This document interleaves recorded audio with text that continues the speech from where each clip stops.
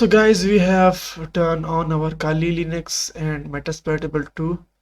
So first of all, we need to check our connection between these two machines. So I will ping the Metasploitable 2. Yes, it's pinging and receiving data. So now I will scan the Metasploitable 2 with my Nmap scanner.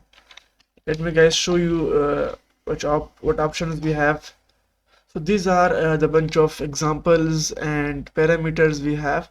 So I recommend you guys must go through each parameter and what each parameter do. So I need a port number and version number, etc. So service running. So I will use minus SV, which prop open ports to determine service and version info. So I will go with this one. So nmap minus SV and our target IP address. Let's wait for the scan.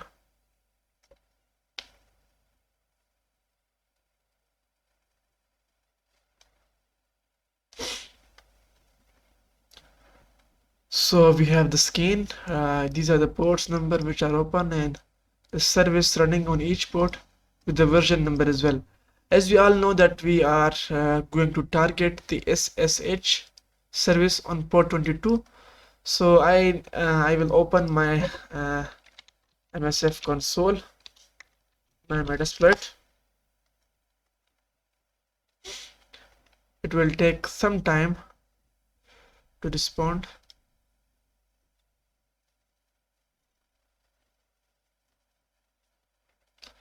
Metasploit cute. So we have exploits and payloads, auxiliaries.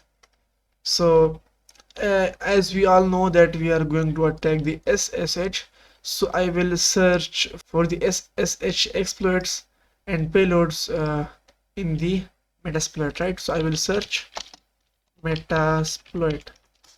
Sorry, I will search for the SSH and login,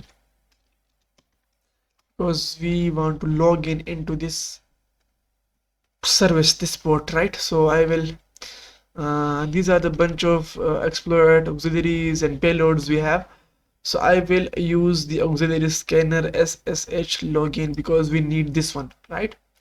So I will go and copy this, copy selection, right? And I will use and paste this here. Now we are into this. Now we need to see what options we have, so how we can use this exploit. So I will print the command show option. I will just type this command and we have options. So for each option we have description. I recommend all of you guys to go through each description so you guys will understand this better. We first login, we don't need this blank password, don't need this brute force speed 5, that's good. And we only need three options. We need to set them. We need to set only three options. First one is the rhost, second is the stop on success, and third one is the user pass file. So first one, what is rhost? Rhost is basically our target machine IP address. And what is stop on success? This will stop the attack upon the success, right? It will stop the attack once it find the credentials, right? And next we have the user pass file. It contains users names and password separated by space, right? Each per line. We have this file and we will use this file as the user pass file, right? And this the username in Khan is the password, and this is the username with the password, username and password. We will use this file as the user pass file, right? Now we need to set these three options, the rhost, the stop on success to true, and the user pass file, right? Now I will go and type the command set rhosts 150.1.77.15. Press enter. And now we need to set the stop on success. Stop on success, right? This I will set this to true, And now we will provide the path of this file. So I will type user pass file, and let's provide the path of this file. We need to check the directory uwt. Okay, ls cd stop, yes, and now we will copy this and paste this here. We'll add pass.txt. Now this is the required path we need. Let's paste this here. Now the user pass file, the path is saved here. Now we need to run our exploit. We can run this by simply typing the run or exploit command. I will use the command exploit. So we are starting brute force. We have started brute force on port 22 on the target 150.17.15. And now our attack becomes successful, and we have the username msfadmin and the password msfadmin, which is this one, the third entry.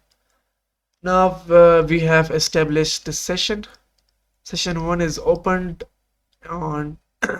Now how we can interact with this session? So we have a command sessions -i for the interact, and session number is 1, so we will enter 1, right? We are interacting with the session number 1 right now.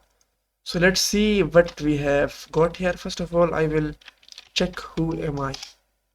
msfadmin. Okay, what is our directory? Sorry, msfadmin home. Okay, what files we have? Okay, let's jump into this one.